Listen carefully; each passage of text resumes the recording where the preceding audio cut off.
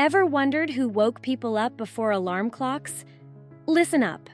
In 19th century England and Ireland, special knocker-uppers would knock on windows or doors every morning, just for a couple of coins. And if the client lived on the second floor, they used a long pipe with dried peas to reach them. This unusual job helped workers never be late. Would you trust your sleep to a stranger with a stick?